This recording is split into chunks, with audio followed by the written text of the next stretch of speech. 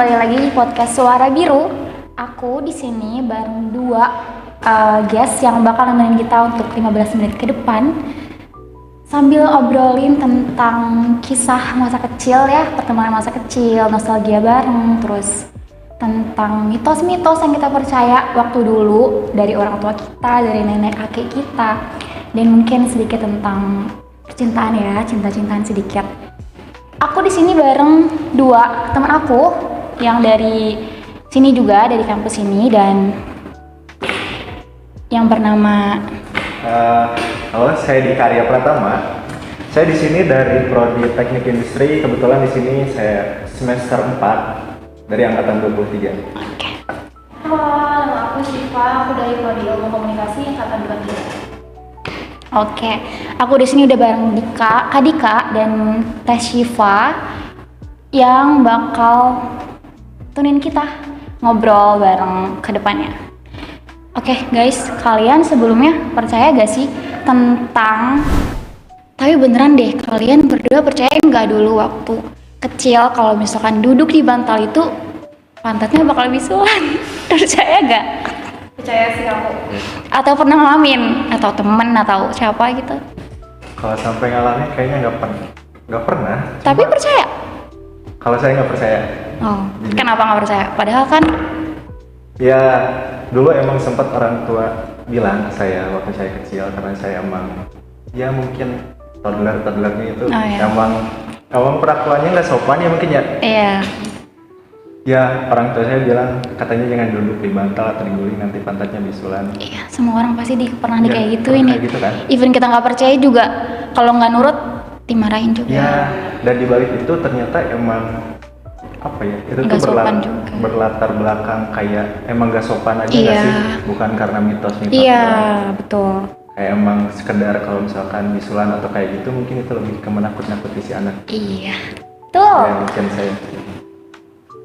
Seremnya kalau misalkan itu beneran terjadi sih sebenarnya bukan karena mitos, tapi mungkin teguran aja gitu ya, biar itu tuh nggak sopan sebenarnya. Oke guys, sebelumnya anggap aja ini tuh lagi ngobrol biasa ya, jangan tegang, santai aja. Sebelumnya ini minum dulu, aku udah bawa ini buat kalian, diminum biar ngobrol makin enak. Minum ya, aku bukain. Ya, sendiri aja bisa. Oke, lanjut ya. Aku juga punya ngomong-ngomong soal masa kecil. Kalian masih ingat gak omongan orang tua larangan orang tua yang menurut kalian tuh absurd banget, tapi tetap kalian lakuin? Tapi kayak di pikiran sekarang tuh nggak make sense larangannya. Kayak misal seperti yang contoh tadi, nggak boleh duduk di bantal. Tapi itu make sense karena nggak sopan juga. Ada nggak larangan dari orang tua yang menurut kalian tuh absurd, tapi kalau dipikir sekarang tuh make sense? Kalau dari aku nggak ada sih. Nggak ada. Atau nggak ingat? Gak inget juga. Kayak Terus ya, aku tuh dulu oh iya, kayak main maghrib nggak boleh itu. Sebenarnya kalau itu kayaknya beneran, aku juga nggak tahu. Katanya kalau main maghrib diculik, wewe gombel. Sebenarnya itu nggak tahu, tapi itu mitosnya dari Jawa ya. Oh dari iya, semua daerah juga ada nggak sih kalau kayak gitu? aku dengarnya dari Jawa Tengah sih. Sebelumnya guys, Adika ini dari Jawa. Jawa apa? Jawa Tengah, Purworejo. Jawa Tengah. Ya, Purworejo. Semarang. Dan Jawa Tengah tuh banyak banget mitos-mitos kayak banyak. apa sih? Gitu lah pokoknya. Iya. Di daerah Adika mungkin ada Ada banyak. yang serem gitu. Banyak. Boleh ceritain nggak? Kita dengerin. Kalau diceritain, jujur saya dari kecil itu emang tinggalnya di Bandung. Oh. Jadi itu saya emang punya darah Jawa. Bapak itu dari Sleman dan ibu itu dari Purworejo. Dan saya lahir dari Purworejo, di Purworejo. Dan ketika saya umur 3 tahun, saya langsung pindah ke Bandung karena ikut orang tua bekerja. Masih kecil banget ya. Ya, jadi saya percaya di lingkungan Jawa, di sana, di tempat saya lahir, itu masih kental banget sama yang namanya budaya, kayak mitos atau apapun itu. Apalagi yang namanya sesajen. Oh ya, aku tahu itu. Seumur hidup saya kan 21 tahun sekarang. Dan saya kan udah lama tinggal di Bandung. Ya. Saya lihat mungkin beberapa orang yang emang, mohon maaf ya, kayak misalkan sanak keluarganya udah meninggal. Itu tuh jarang yang emang tradisinya dia tuh bikin sesajen disimpan di suatu tempat di gudang ataupun dimanapun itu, tapi buat di Jawa itu ada Sampai sekarang. Oh.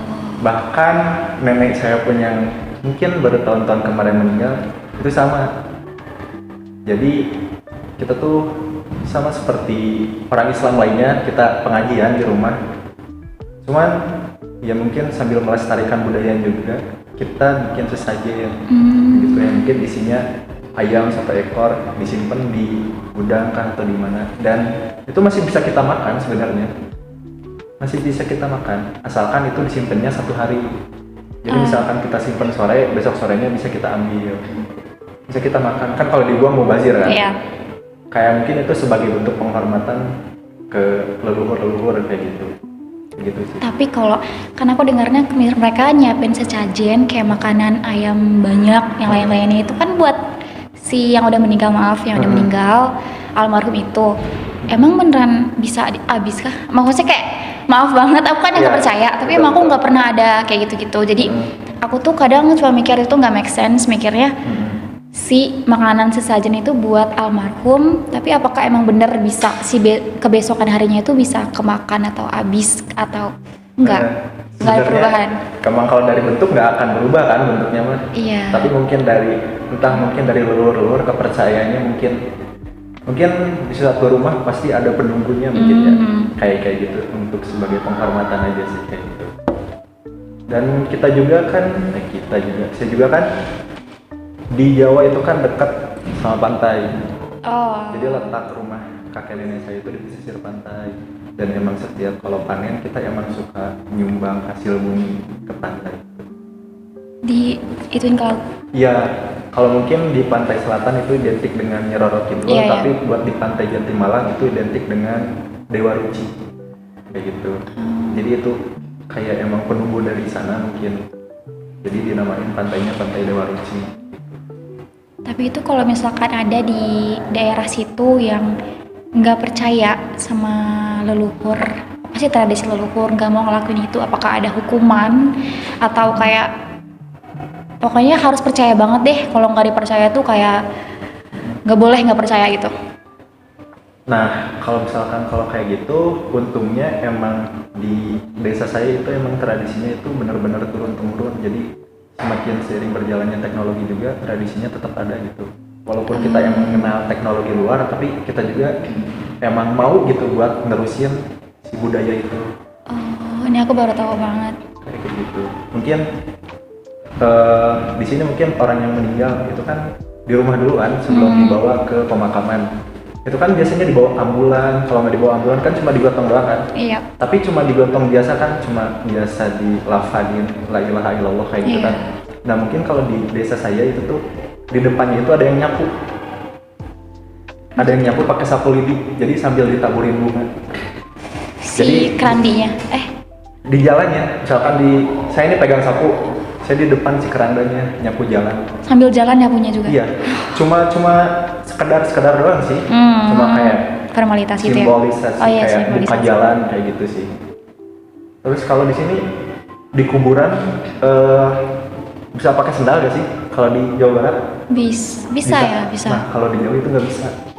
Jadi ketika kita masuk kuburan, kita sendalnya dilepas. Biar menghormati gitu ya? Iya. Gitu sih. Aku baru tahu banget. Tasifa juga baru tahu kan? Tasifa asli mana? Aku asli dari Bandung. Oh asli Bandung. Berarti kita sama-sama Sunda. Aku baru tahu banget jujur. Kalian juga kayaknya baru tahu banget kan? Itu tentang Jawa. Aku pernah tinggal di Jawa juga sebetulnya 1 tahun. Jadi sempat dengar aja kalau Jawa tuh banyak bukan mitos sih. Banyak yang kayak mereka tuh masih melakukan tradisi-tradisi dari nenek moyang mereka yang yang mungkin di beberapa tuh udah nggak ngelakuin itu atau udah nggak mau. Mungkin takut disebut nenek moyang banget sih, paling nenek moyang gitu. Tapi itu menghormati banget guys, bagus. Aku pengen tes Siva ya. Kamu ada nggak mitos kayak gitu? Jujur, aku awalnya nyangkanya mitos ya. Cuman akhirnya aku simpulin kalau itu benar-benar terjadi gitu ya. Itu kejadiannya 2 tahun ke belakang saat nenek aku meninggal. Jadi Di nenek Bandung? aku tuh kan iya, nenek aku tuh ada turunan Medan gitu kan, Oh. ada marganya ya kalau Iya. Medan tuh. Nah nenek aku tuh mewarisi marga yang ada dari buyut-buyutnya Nasution. Nah pada saat itu tuh kita tuh kayak nyanggap apa sih kayak nganggapnya mitos lah, kayak di rumah tuh ada ininya gitu kan, ada yang tunggu-tunggu gitu. Tapi setelah nenek aku meninggal itu benar kejadian, mulainya tuh dari kayak ada suara nenek aku, padahal nenek aku tuh baru banget dikubur waktu itu. Itu benar-benar kamarnya kita kunci semingguan karena emang Takut. iya banyak banget suara-suara aneh di situ tuh. Nah dari sebulan kejadian itu tuh kita ngeberaniin diri nih sekeluarga kayak manggil orang pinter lah ya disebutnya, kayak dibersihin rumah tuh, terus kayak emang ada barang-barang dari simpenan buyut-buyutnya gitu. Nah itu tuh yang nyebabin kenapa si hantu-hantunya tuh pada ngegangguin ke keluarga kita sekarang. Jadi sehabis dibersihin tuh kita tuh diomatin kayak ini tuh harus ada yang ngurusin, yang ngejaga si barang-barangnya itu. Nah otomatis kayak harus ada yang punya marganya juga kan ya dari keturunannya. Cuman di keluarga aku tuh sekarang udah gak ada yang ngurusin lagi marganya.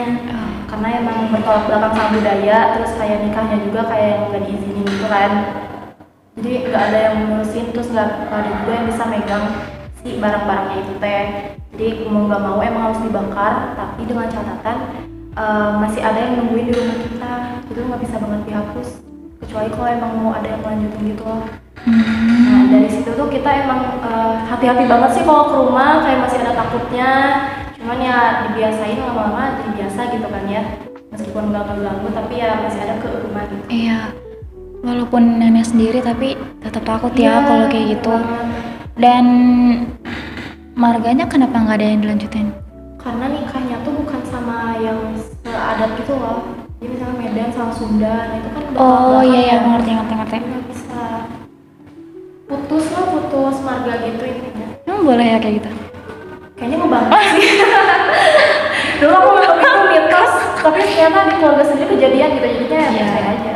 Kalau belum kejadian nggak bakal percaya kayak Iya, gitu-gitu. benar-benar. Aku karena belum pernah kejadian jadi sebenarnya percaya nggak percaya soal hantu, paling cuma mimpi doang. Kalau ngalamin langsung tuh alhamdulillahnya nggak pernah, jadi belum percaya. Kalau udah percaya, kalau udah ngalamin tahu sendiri. Buat ini kalau dulu kan kita gampang, oh ya lanjut ke ngomong-ngomong ke kok ngomong-ngomong sih, bentar. Aduh, mana sih? Teh Siva sama Adika nih, kalau dulu waktu kecil pertemanan kalian tuh lebih suka circle atau yang mana aja gabung? Kalau cowok kayaknya yang mana aja gabung sih ya. Tapi aku tuh ada di perkuliahan ini aku baru lihat cowok yang literally circle. Menurut Adika itu kayak gimana? Atau Adika tuh orangnya seperti apa? Dan tanggapan Adika soal cowok yang circlean itu seperti apa? Masih kecil Kalau masih. misalkan dari masa kecil, saya kan anak satu-satunya, anak tunggal. Oh. Jadi emang si anaknya ini tuh street parents. Nah, Saya salah satu anak yang street parent. kalau cowok strict parents. Bahkan sampai umur sekarang, umur 21 pun, Masih. jam 9 itu disuruh pulang. Serius. Wow, Anak cowok. aku kaget. Anak teknik juga yang biasanya pulang tengah malam kan, pulang jarang subuh. banget cowok. Itu Pulang jam 9 itu udah diomelin suruh pulang. Oh. Itu kalau diomelin tuh apa ya? Kalau nggak ada kabar banget gitu. Kalau misalkan kalau ada kabar mah aku kerja kelompok ini itu pasti diizinin kayak gitu. Dan makanya dari street parents itu aku dari SD itu emang pertemanannya itu sedikit. Oh iya. Barulah waktu masa SMP saya jujur pilih-pilih teman karena emang generasi entah ini serentak atau apa, tapi di masa SMP saya itu pembulian itu emang benar-benar ada banget, entah sampai sekarang atau apapun itu, yang namanya kakak tingkat malah adik kelas kayak Iya. gitu. Mungkin kayak geng-gengan, kayak gangster kayak gitu, mungkin masih ada kan waktu SMP. Makanya saya pilih teman-teman, jujur emang ngaruh banget sih Iya betul. ke saya sampai sekarang.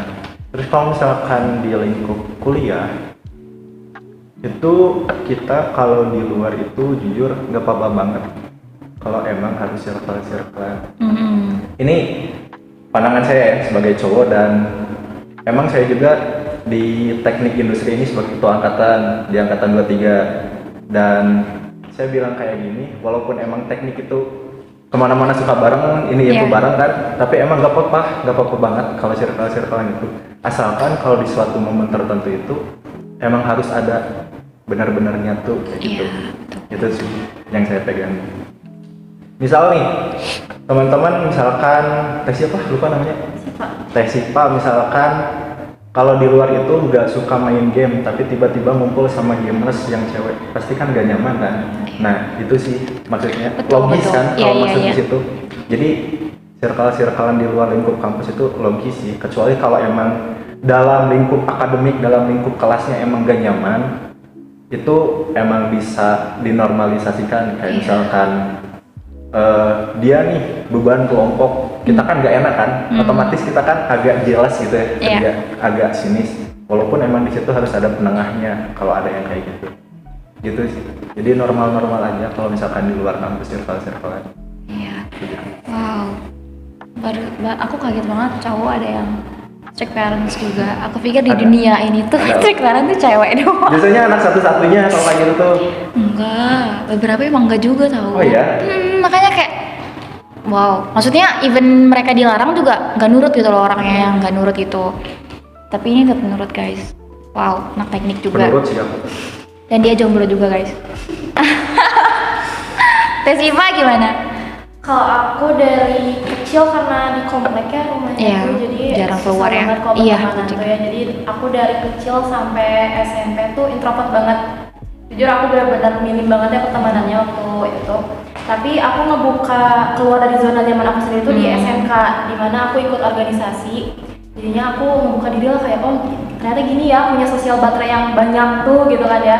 Sampai akhirnya di kuliah ini, jujur kalau di kuliah emang circle-nya jahat-jahat banget ya, maksudnya kayak banyak banget gitu keluar-keluarnya.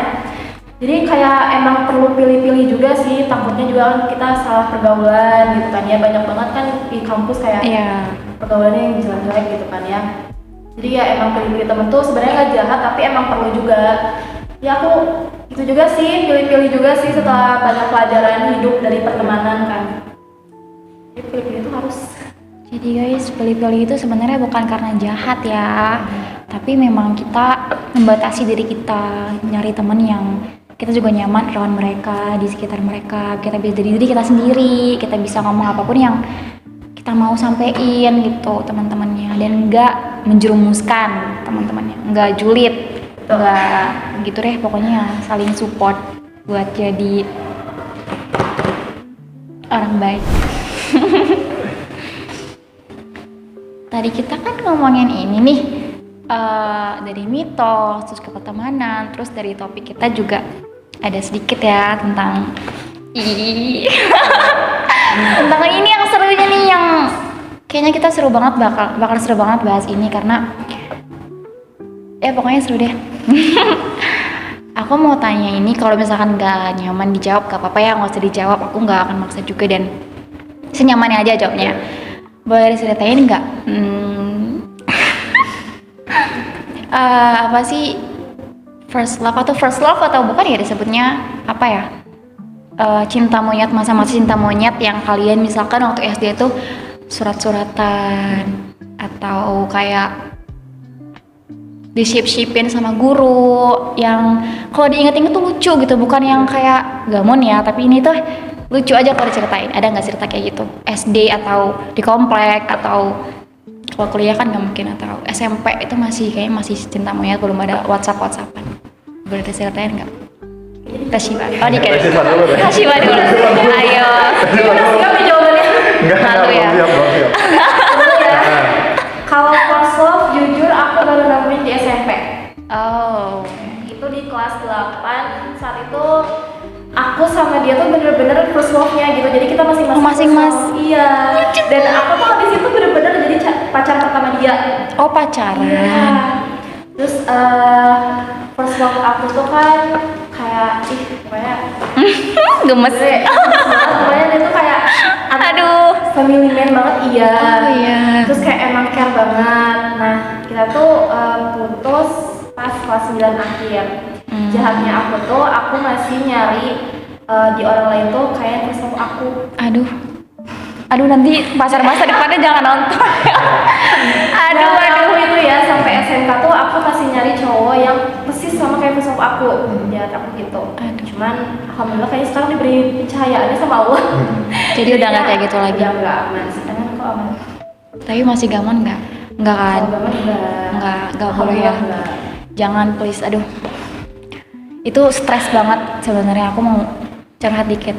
Nggak jadi. Malu, aku takut. Sekarang Adika ceritain. Kalau first love saya itu waktu SMP.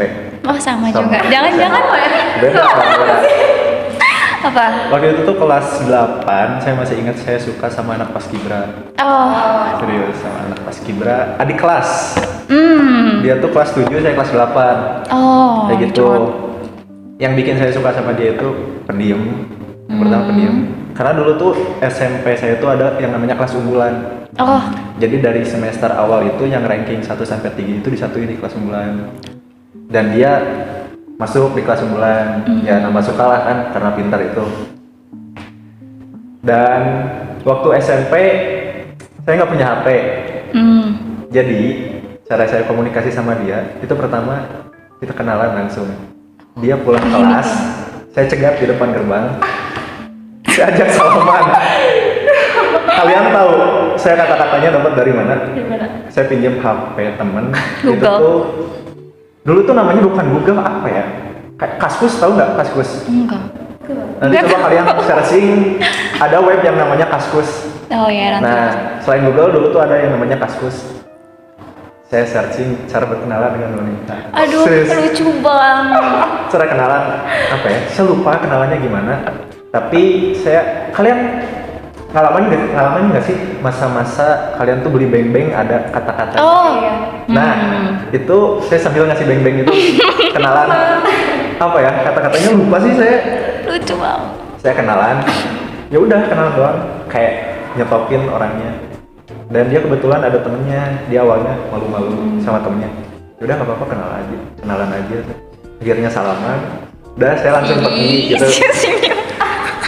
Dan besok-besoknya saya ngasih beng-beng terus ke dia. Tapi nggak secara langsung dititipin ke temennya. Oh iya. Saya jarang banget buat ngasih beng-beng itu langsung ke dia. Setiap istirahat saya ke kantin, dibekalin berapa ya waktu itu sama orang tua, 5.000 kalau nggak salah. Jadi saya beli beng-beng yang harganya 2.000 kalau nggak salah. Dikasihin ke dia tiap hari.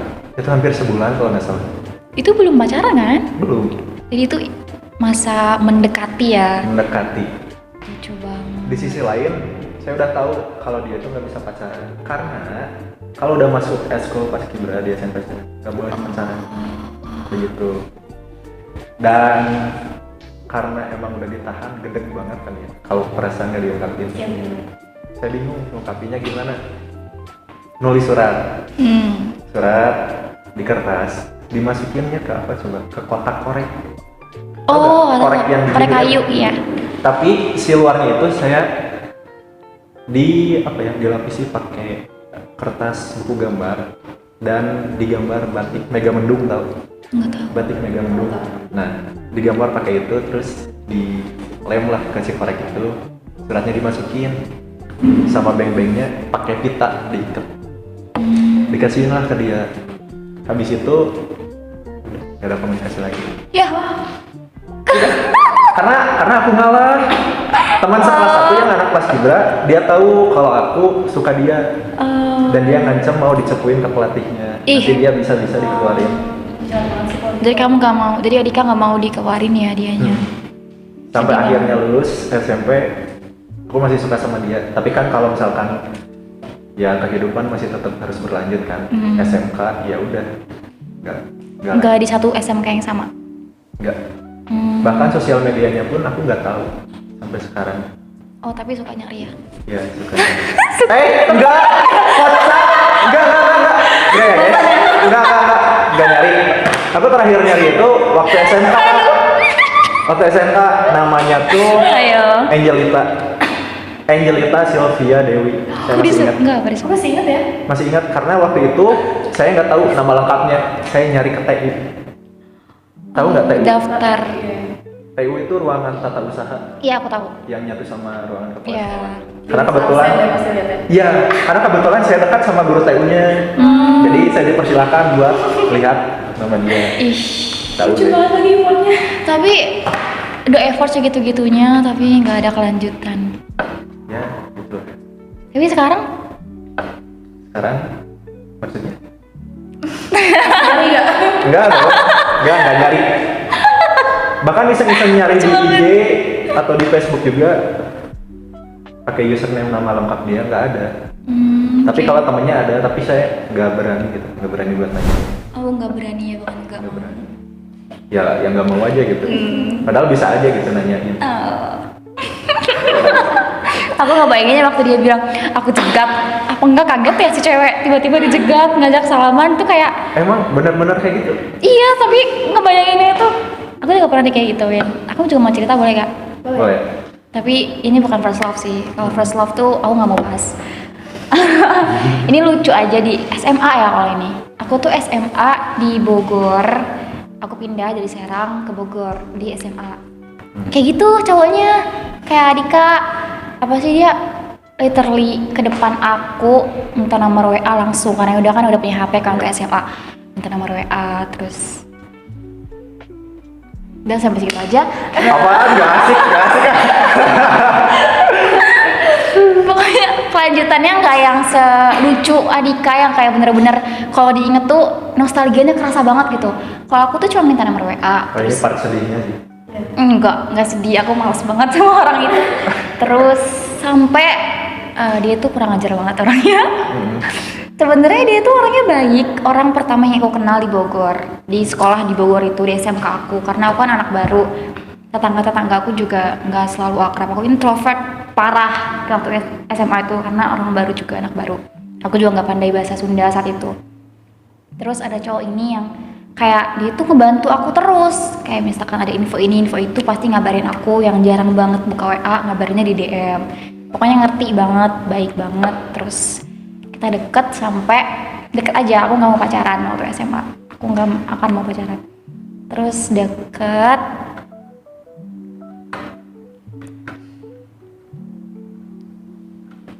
males sih bahasnya. Terus sampai kelas 11 aku kan kepacaran ya sama dia. Dia tuh udah sering banget ngajakin pacaran tapi aku nggak mau, nggak boleh juga, nggak tertarik juga, nggak kepengen juga. Tapi aku ya ada rasa juga, cuma nggak mau aja. Terus tiba-tiba teman kelas aku datengin aku, Fir, udah nggak sama si ini? Katanya. Loh masih? Emang kenapa? Terus kata si teman aku ya, tapi itu pacaran sama si ini, si V gitu namanya. Aku kaget kan. Terus kayak padahal nggak ada masalah apa-apa, kita baik-baik aja. Tiba-tiba ada gosip kalau tuh cowok pacaran sama si V ini. Terus aku pas tanya ke cowok itu, jawaban dia cuma kayak baru 3 hari kok. Baru 3 hari kok. Pukul nggak sih? Pukul gak tampar tuh. Terus kita ini apa? Emang kita emang nggak ada hubungan, memang aku nggak ngelarang juga, tapi kan jahat. Iya. Ya, kamu cowok jahat banget tau. Iya. Jahat banget kan kamu, anjay. Pokoknya itu nggak usah dibahas ya, aku males banget sekarang. Aku pernah baca di Rintik Seduh. Dari mana? Rintik Seduh. Kata-katanya kayak gini, kayak misalkan perasaan kamu yaitu hak kamu, perasaan aku juga itu tanggung jawab aku gitu. Tapi kalau tiba-tiba ngilang nggak ada kabar, itu emang jahat banget sih. Iya. Tapi kalian tahu, setelah dia putus, aku kan udah kan bilang, yaudah kamu lanjut aja. Tahu nggak dia bilang apa? Enggak kok, kalau kamu mau pacaran sama aku bakal langsung putusin cewek ini dengan syarat kita langsung jadian. Dikira aku apa banget tuker-tuker kayak gitu. Aku bilang nggak mau dan kamu lanjutin lagi sama cewek itu, lanjutin. Tapi setelah dia putus, dia minta maaf sampai aku kuliah. Dari SMA kelas 11 sampai aku kuliah dia masih deketin aku, dia masih minta maaf. Mampus. Semoga satu univ ya. Enggak. Dia tuh, teman-teman kita nggak kerasa banget udah ngobrol lama bareng Adika, bareng Teh Syifa, ngobrolin yang ternyata mitos yang kita alamin waktu masih kecil itu Mitos itu bukan cuma lucu tapi juga nyatu sama kenangan-kenangan paling jujur yang kita punya saat masih kecil, saat masih teenager, saat masih polos-polosnya gitu ya. Nah, sebelum kita tutup, ada yang mau disampaikan gak dari Adika atau Teh Syifa soal ngobrol kita hari ini atau pesan-pesan buat yang dengerin? Dari Teh Syifa dulu. Apa lagi sih? Dari cowok dulu dong. Boleh. Mungkin kalau pesannya, pesan aja boleh gak? Boleh.